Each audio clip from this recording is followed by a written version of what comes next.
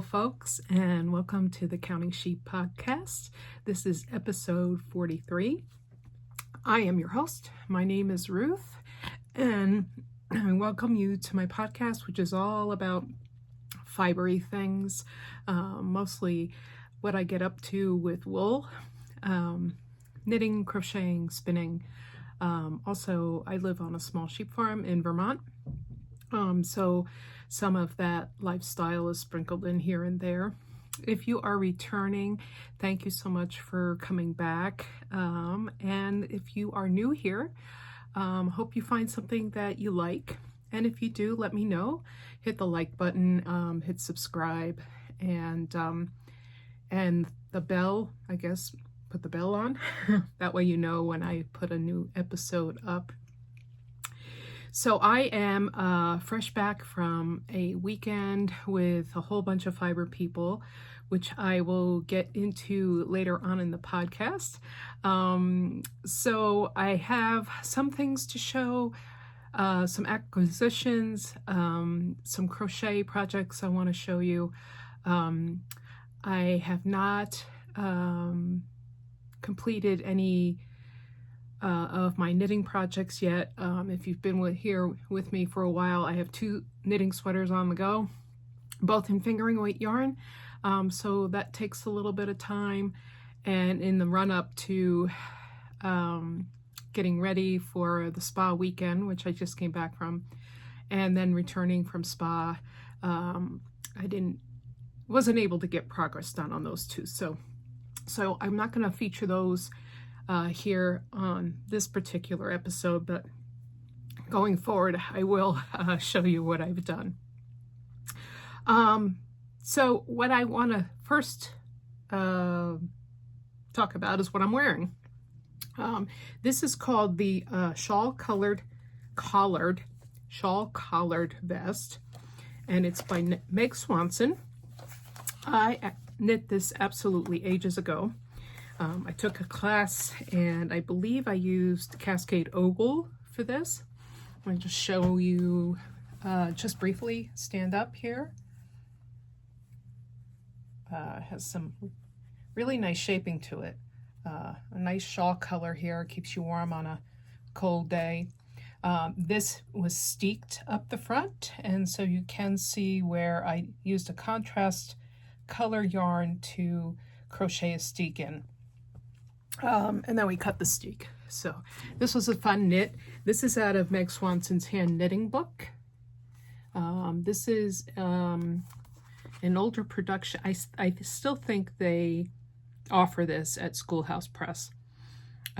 Its first printing was 1995. And the actual, it has all sorts of nice garments in it, and it is kind of like a recipe, so you kind of have to it's a jumping off point. So, but there it is with some buttons. I initially liked what my instructor did in the class, and she had hooks and clasps here, like a hook and eye.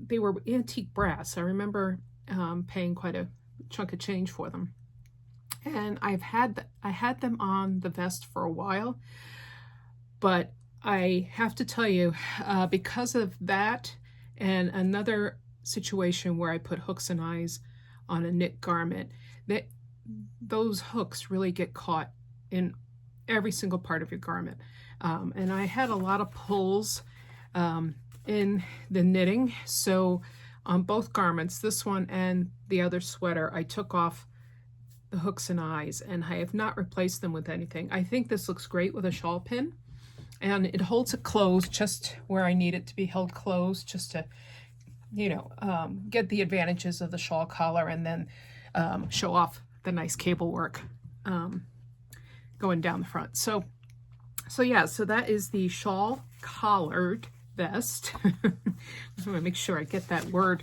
spat out correctly there. So yeah, that's what I'm wearing. These, unfortunately, I can no longer locate the pattern. I'm not sure it's available anymore. This was designed by a young lady, and by young I mean I think she was all of in 8th grade when she designed these. These are some mitts that I wear, and you can see that by some of the pilling that's involved. I don't know if you can see it on camera. They're well loved, so but they really keep my hands nicely warm in the wintertime. So hey folks, it is March, and for those who don't know, March is National Crochet Month, amongst other national things. I also believe it's Women's History Month and National Nutrition Month, and so there's a whole list, but I thought I'd give a shout out for us crocheters. It is National Crochet Month, and so in that vein, I wanted to bring your attention to something that I'm participating in. And I kind of made a last minute decision on this, and that is I want to talk about Warm Up America. Warm Up America is an organization that was started by a woman in 1991, I believe. I'm going to read you their little blurb. Essentially what it is charity, knitting, and crochet. So they make items for people, all sorts of people, from newborn to elderly. Let me just read. We are a national nonprofit that since 1991 has provided hand-knitted and crocheted blankets, clothing, and accessories made by volunteers across the country and donated to people in need. It hosts 35,000 volunteer knitting and crocheting people, and 1.5 million plus blankets and clothing donated thus far. So it's really a great organization. And so when I saw, I don't know if you follow Be Hooked, it's Brittany. She has a channel here on YouTube, and it's Be Hooked is her name, her YouTube name. She's a designer, and if you saw a couple of podcasts ago, I crocheted some gloves up. Those were her design. She's a very, very good designer for crochet. She has come up with a pattern for newborn blankets for this year's warm-up challenge. So the warm-up challenge takes place from the 3rd of March, which was this past Monday, and it goes until I want to say April 14th. So and what you do is make a blanket in that period of time. She has designed one, and I'll try to put a picture of it here. It's really a beautiful blanket, and it combines two of my favorite things, which is first of all crocheting, and it's a variation of Tunisian crochet, and it's worked corner to corner. So I guess that's 3 things. But anyway, so she's designed this blanket, and the idea being it's doable in the amount of time for the challenge. And then once you have it done, you send it off to Warm Up America. Has to be postmarked by the 14th of April. There is no formal sign up for this. However, there is a submission form to fill out on the website, so you can just print that out and submit it along with your blanket. So this is the 2025 crochet challenge. The yarn that Brittany used is the Lion Brand Ice Cream, which is let's see, this is a DK weight yarn, and it is 100% acrylic. They are asking that we stick with acrylic yarns, man-made fiber, simply because of the potential for allergies arising with wool and natural fibers. So anyway, this is the ball band. I did get 2 colors for the blanket that I want to make. This first one is called Tutti Frutti. These are huge balls. I will not use all of this yarn, but I did want to do it in 2 colors, and when I went to Michael's, that's what they had. So this is Tutti Frutti, and then the other color I got was, let's see, This one's called Blueberry Bluette. So that's this one. Sorry, I had to pause there and let Cooper in because he's my podcast buddy. You might hear him breathing in the background. He's settling down quite nicely here. So this is the big scoop, and like I said, acrylic yarn. I think I'm using, I had to go up a hook size from what Brittany used. She used a 6.0 millimeter hook, which is a J hook. And when I did my first square on the blanket, I found out it wasn't big enough, so I had to go up hook size. But anyway, here is what I have so far. Like I said, I only started this yesterday, and I'm really enjoying it. So this is that Tutti Frutti down here, and then this was the Blueberry Bluette? Yeah. Yeah, so yeah, it's fun. Corner to corner. Once you hit a certain width-wise this way, then you stop increasing and then you start to decrease. So it brings the whole blanket in into a rectangular shape. So yeah, fun there. I thought it would be great, and a lot of us have the skills to make something and give back to people who are in need of such items. And I thought it would be a good place to kind of get the word out and see if you're interested in joining me with this great cause. So that's Warm Up America. Just wanted to mention that. And then also in crochet, I'm just going to show you my Kiera zip pullover, Kiera quarter zip pullover. This is by Courtney Clark of Tinderbox, and you might notice I am disconnected from yarn, so that means something.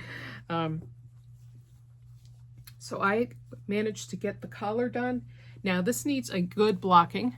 I need to straighten this part out here before we start to put the zipper in. But anyway, here is how it's looking. Let me just get it so I can show you. So this has a pretty tall collar, but there's a zipper that goes in front, and you can, wear it open as well like that. This is the alpine stitch here, and then the rest of it is a half double crochet. The yarn is, of course, the Barocco Vintage DK in this lovely heathery green, which only has a number to it. But anyway, this needs a good soak before I even attempt to put the zipper in. And as promised, I am going to put up a little demo video of how I put a zipper in. It may not be what everybody does with a zipper, but I try to simplify it as much as I can, so that makes my life easier. So yeah, that is the Kiera quarter zip by Courtney Clark, and almost done, almost a finished object. It just needs, like I said, a good wash, and a good zipper to put in, which I do have. So anyway, I don't know if I showed a picture of this one last time. I'll probably show it next time too. But that's the Kiera quarter zip. I have my two zippers. I still have not decided on which color green I'm going to use. And of course, it's hard to see from the camera which one would best go. But once I get the packages open, I'm sure it's going to become evident. Alrighty, so that's that. All right, I'm going to move quickly on to knitting here. I said I wasn't going to show you anything on the sweaters that I had been showing before on the podcast, but there is one sweater I've been working on kind of in the background.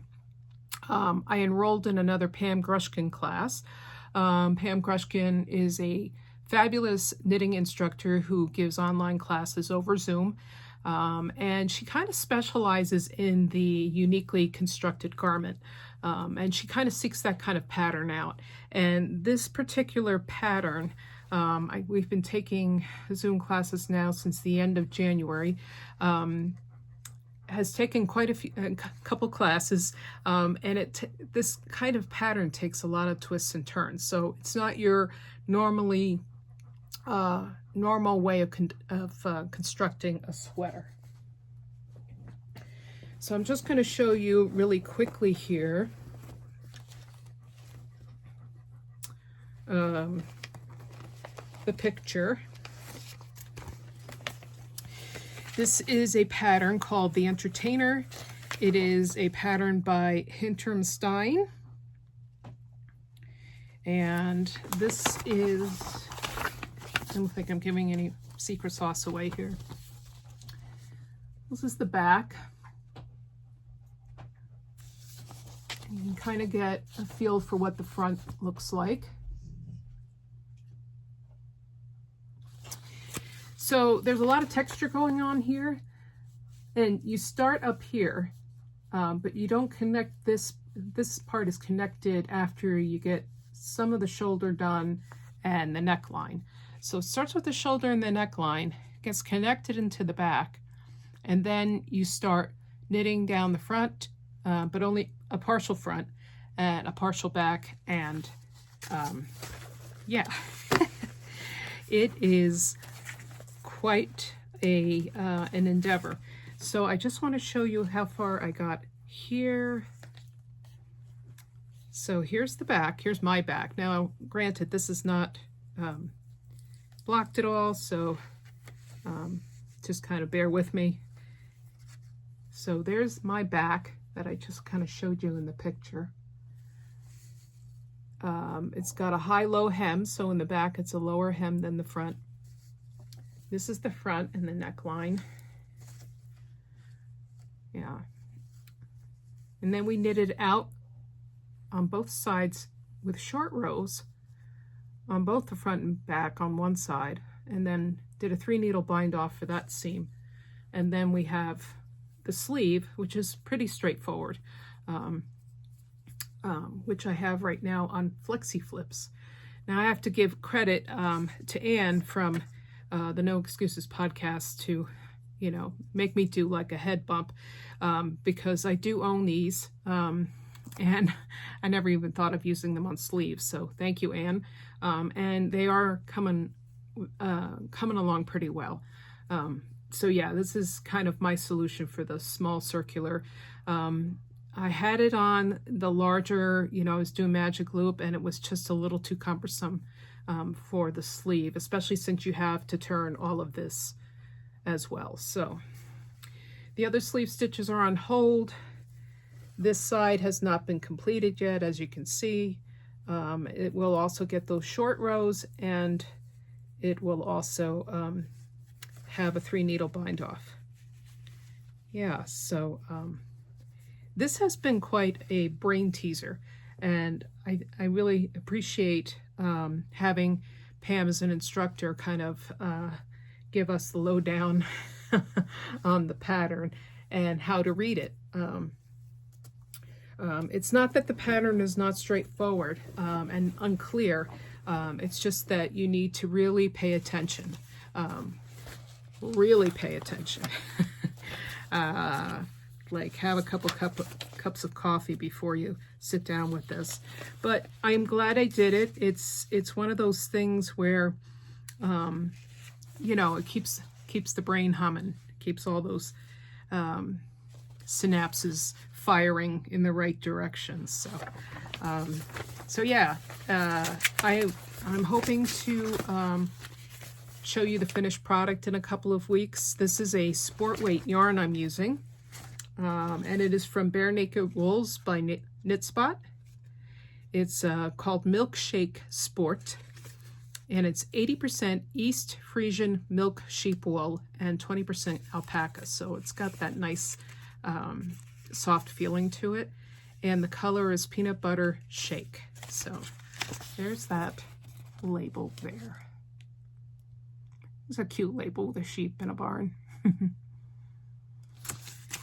So yeah, they are after my own heart with the yarn. The yarn's very, very nice to work with.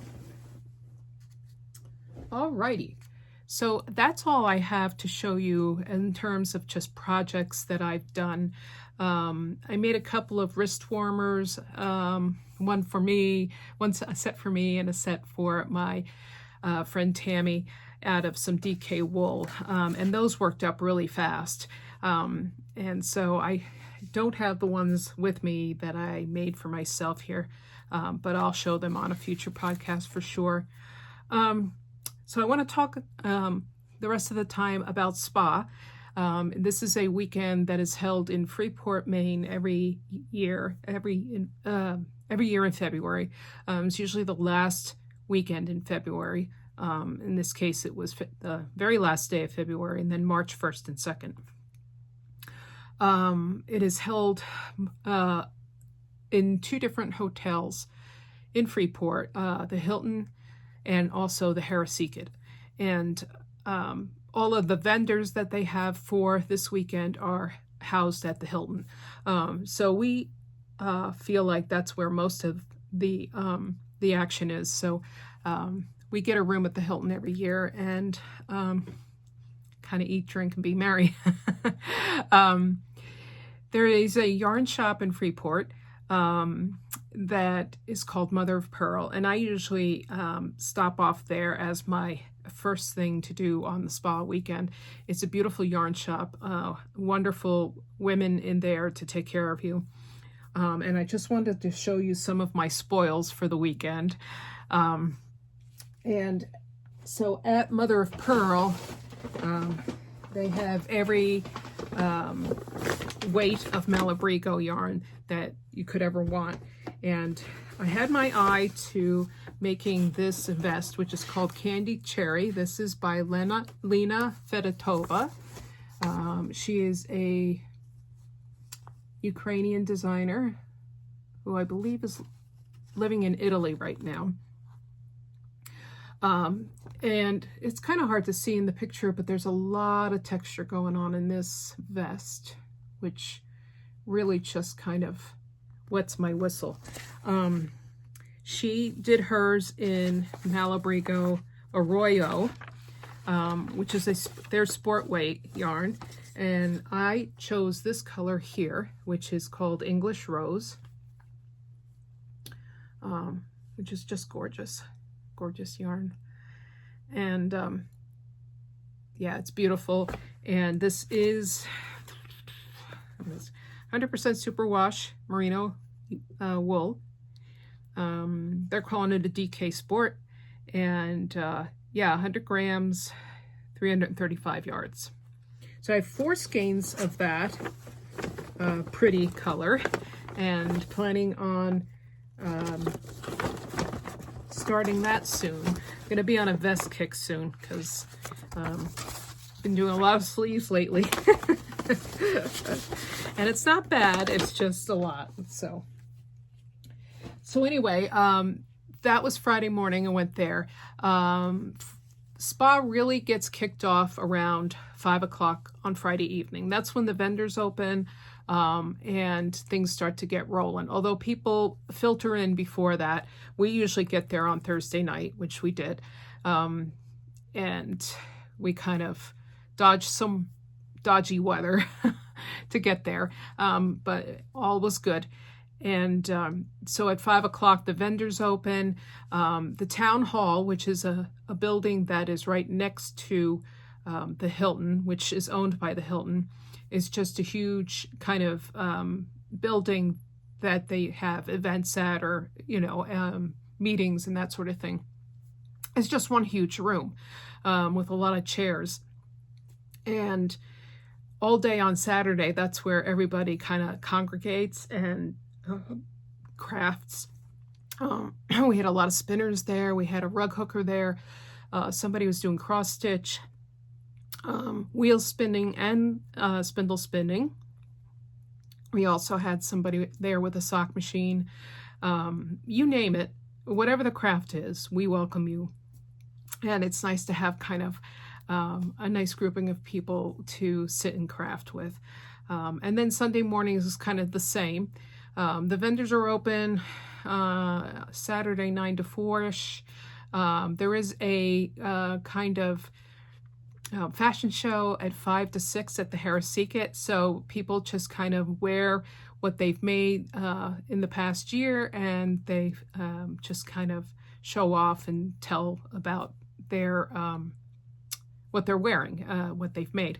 And there's also door prizes that go with that event. I have not ever been to the fashion show. I think kind of since I'm staying at the Hilton, once I get settled in, I kind of become one of these, you know, park and sit type of people at the event. But probably someday, some year I'll make it to the fashion show.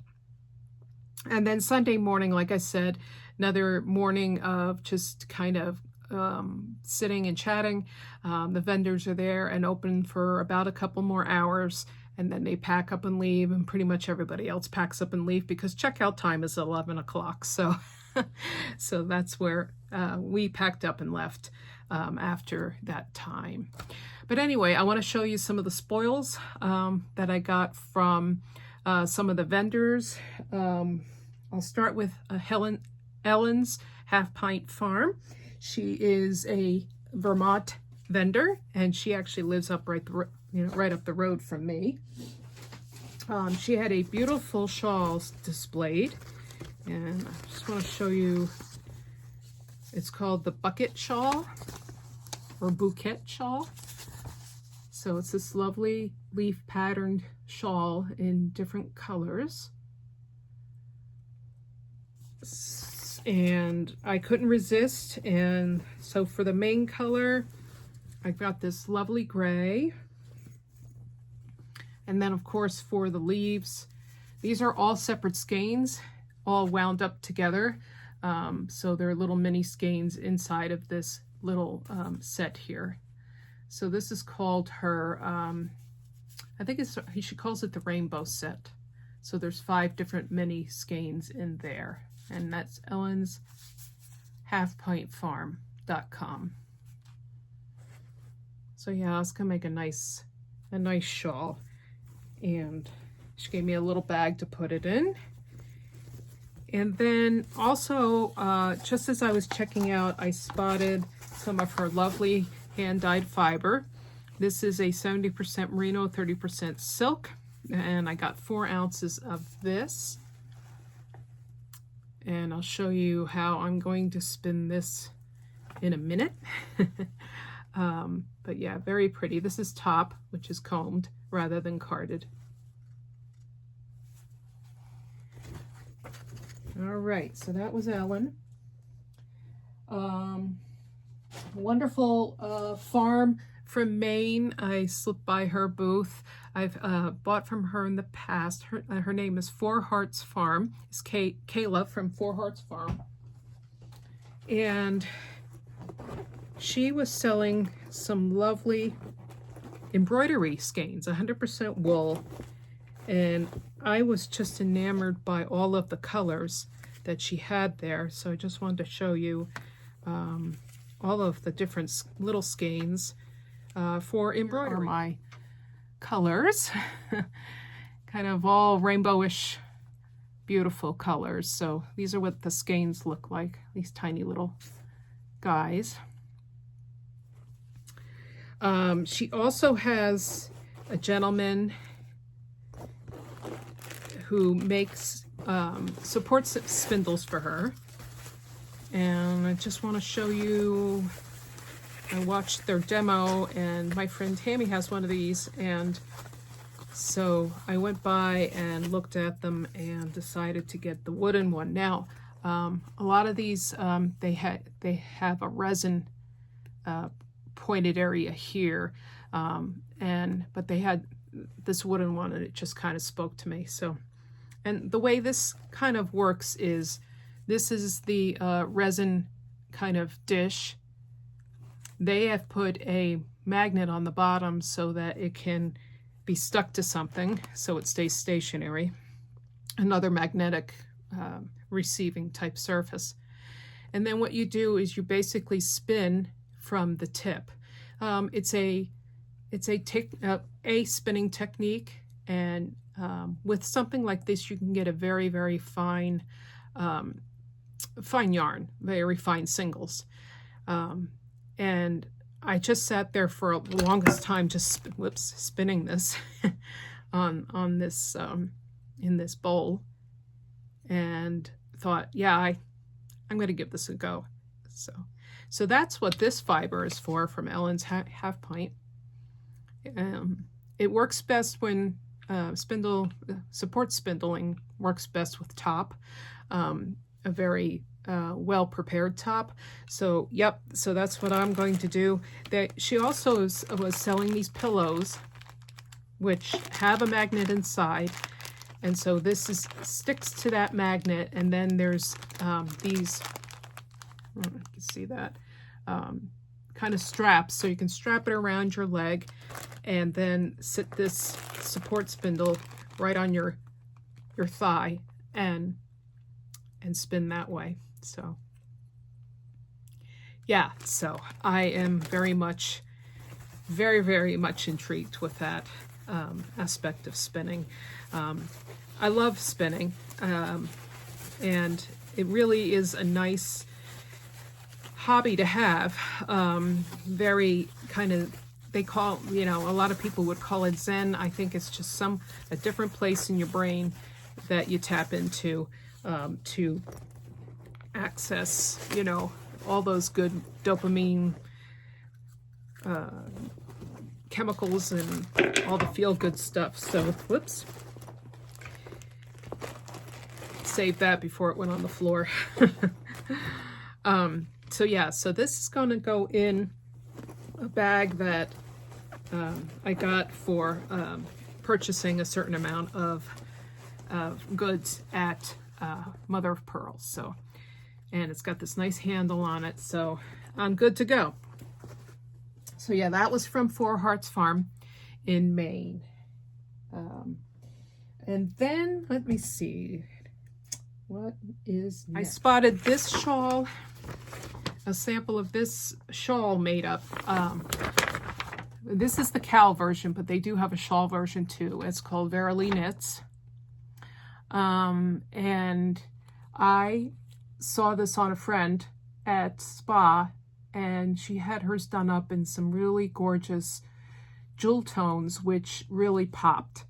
And so when I saw that, I knew immediately first I wanted the pattern, but then I saw that another vendor had some really nicely saturated singles, or not singles, but mini skeins, which this pattern lends itself to using singles, is what I'm trying to spit out.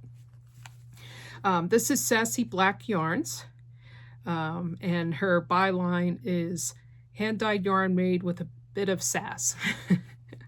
So here it is this way, and then here it is this way. So beautiful. I think the two of these will go together very well. I think I'm going to need more black than this, because I'm planning to use black for the in-between, kind of make it look like a stained glass window. And luckily for me, being a yarn hoarder, I have black and fingering weight. So yeah, so that's another project, another neck warming type of project. And then finally, my friends from Sabito Farm were there. If you recall, I met them at Rhinebeck, and I bought a sweater kit from them. It's kind of like a celestial scene. And the yarn that I bought from them was kind of a transitioning yarn in blues and pinks and purples. So, but they were there, and what was great about them being there, and they may not they may not agree with me, is that it wasn't Rhinebeck. And you could actually get into their booth and look around and look at everything. Because one of the things I truly missed in their booth at Rhinebeck was all of their beautiful embroidery kits. I just want to show you the one I got, but they had all kinds of vegetables. So this is a small embroidery kit, meaning that the hoop is only about this big. But this is the design that you're working onto the fabric in the hoop. It's a little decorative item, so something to hang up, but all of the threads are 100% wool. Love it. There were all sorts of flowers there. There was a bee, there was a butterfly. Yeah, I couldn't be happier when I actually laid my eyes on their embroidery things. Of course, they had all of their sweaters up and yarn available for their sweater kits. I took it easy and I just bought one of their patterns. So this one was the one I initially had my eye on when I went to Rhinebeck, and then I got distracted by the Celestial sweater. But this one is also very, very gorgeous with the little bluebirds, and just a beautiful color work sweater. So yeah, so I'm so glad that they were at SPA for us. They are a farm in Western Mass, I believe, and yeah, doing some great work, some great designing of sweaters and kits. All right, I think that is it for my haul. So like I said, if you're interested, if a trip in the middle of winter grabs you, a short trip to Maine, it is a very, very good weekend to be a part of. And all of the people are so welcoming and helpful, and they'll teach you things, and it's just a good gathering. So I will be putting some footage in at the end here. So by all means, if you're not into that kind of thing, you can just kind of shut it down now. But it's so good talking to all of you again. I'll be back in about 2 weeks, hopefully with some progress on my sweaters. And until then, take care, keep crafting, and I will see you soon.